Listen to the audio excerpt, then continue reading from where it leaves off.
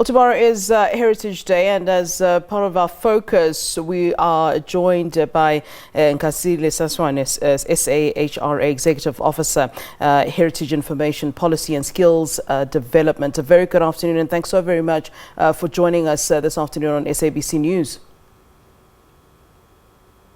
Good afternoon, Meflo, and good afternoon to your viewers as well.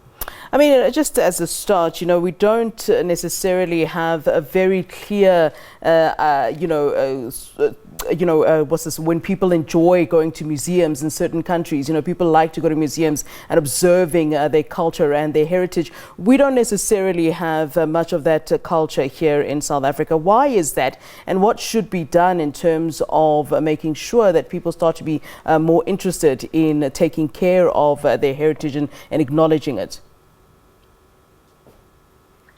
It is true that the South African public generally is not the museum-going public. So in terms of how we can improve that, it has a lot to do with understanding how we must preserve our heritage, not only for us, but for the future generations, but how much we can also learn from that heritage. So the museums as the institutions of learning, and if they can be then seen in that way, more people can also go to the museums. I think it is about how the museums have been seen in the past. It is the challenge of the museums, I believe, for them to be more accessible in a way that many people can relate to. In our culture, we tell stories. There are other ways with which heritage is passed on from the generation to the next. My name, for example, I'm named after my great-grandmother, and that keeps that going. But this is a new culture, I think, as a colonized country. It's something that we are trying to turn into what relates to the South African culture. Can we make it our own as the institutions of learning? I think that can respond to many of our community needs if we can do that. And I mean, given the fact that, South Africa has this, extraordinarily diverse cultural base, how do we sort of ensure that, that's a point of unity, that we use that as a point of unity rather than it being, a weapon for us to divide or a weapon of a division as we've seen in the past? My culture and yours, I'm sure, are not the same, but me wanting to know more about the culture of the other person does not make anyone's culture of less importance.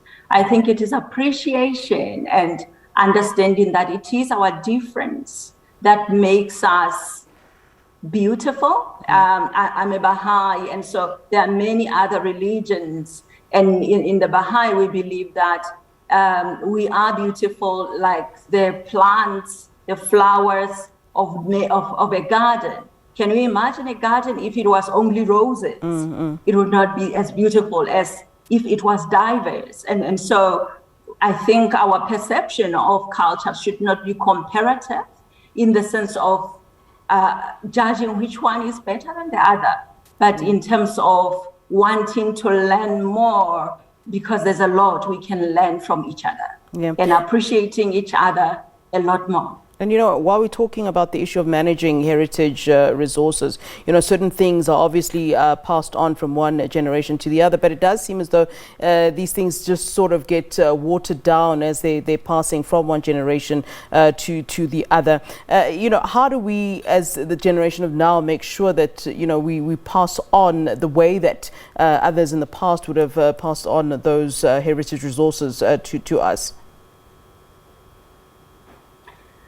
We talk of the oral traditions, meaning a story that is passed on through being told over and over. Oral traditions are also within the plays that we play within our culture. The stories that get told over the fire. right now, I think it is about how are we documenting the living heritage as we have it. It is quite important because of the changing times. Culture is not stasis, so it changes over time. The food we eat also change.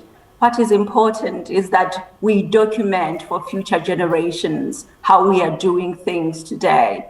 If you think the children who may be born now during this time, they may not relate to the handshake just because now the pandemic has laid upon us the social distancing, and we have found other ways of how we interact.